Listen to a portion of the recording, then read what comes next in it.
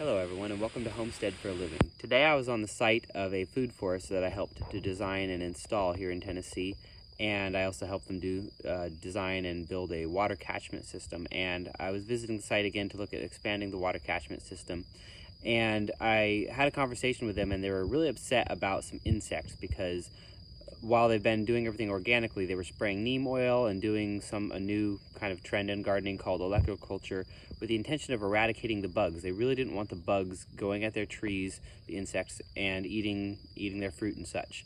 And so I was expressing to them that they really do not need to be fighting insects, that the insects are allies in their garden. And so I wanted to show an example of why that is the case. One of the reasons of why that's the case. Here we have catnip, which is a great herb, not just for cats, it's great for humans too. It makes a very good tea. And right here you see in our herb spiral, here I'll zoom out a bit,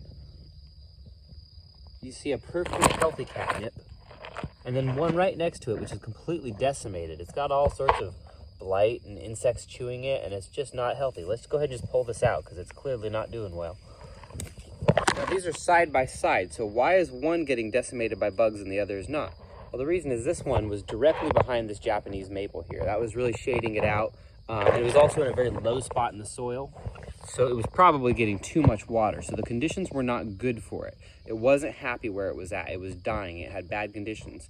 And so insects are just like lions in the Serengeti. The lions, they don't pick off the good, healthy wildebeest. They go find a weak one and they pick it off. And in doing so, they're a friend of the wildebeest. They're a friend of the herd. They're helping evolve it. They're helping it to become better. They're picking off the weak ones and improving the genetics. Insects do the same thing in your garden. Right now, that just told me either the genetics of that one catnip plant was bad, and or the conditions were bad. Either way, that plant wasn't in a good place, and they informed me. They helped tell me what I needed to fix. So I just fixed it. And that gives this guy a lot more room. Now that catnip is going to take off with better conditions. It's not sitting there in that little holler in the soil, and I can fix that hole in the soil. So those insects did me a great favor, in addition to all of the other things that insects do, from pollination to helping your soil. They do a lot of jobs in the soil. They attract other animals. They're fertilizing, they're pooping just like bigger animals. They're doing a ton of jobs in the garden, and they're your allies. Just like birds, which are also pesky. They eat your berries. They bring a lot of problems with them. But that's the cost of employees. When I hire somebody to come work on my farm, I have to give them fiat. That's a problem. Should I go shoot my employee because I had to give them money? No, it's worth the money. It's worth the loss in exchange for the services I get from them. And the same is true with animals in your garden system. Of course, there are times when those losses become a little bit unacceptable, although on my farm I really haven't seen that to be the case. If birds are eating all of my berries, that's a sign to me that I need to plant more berries, because I don't have too many birds. There's not too many birds in this system. I really want more birds. They're also just like my domestic animals. They are pooping, they're doing everything like that. And so with that philosophy in mind, that's how I've been farming and gardening, and I have certainly seen good results, and it's stress-free. I don't have to worry about fencing. I don't have to worry about so many things.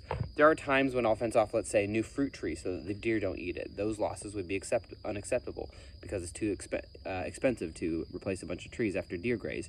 But again, I haven't even had that problem on the site because we've got a dog doing its job, scaring away animals, and we have not raised down the site. We have tons of scrubby trees around me, as you can see. So by leaving it natural, once again, the problem is mitigated itself. Deer aren't a problem. They have so many food sources to choose from that they don't even notice the little new fruit trees. So this video started out being about insects, but really it's about animals in general. Wildlife is not a problem if you will kind of just allow all of it. Take a lazier approach and allow all of it into your system. And if they're taking too much of your food, well, expand your food systems, because in the end, if you want food, well, then you also want protein. And a lot of those animals, such as deer and rabbits and squirrels that can be a problem, are also a solution. They are food, they're protein, they are delicious venison and other kinds of meat. So just something to think about is don't fight insects, don't fight birds, don't fight animals in your garden. They are your allies, they work for you, they're your employees. So bring them in, think of how you can use them and utilize their services even better. All right, that's all for today. And in the meantime, y'all, stay safe, be well, and happy homesteading.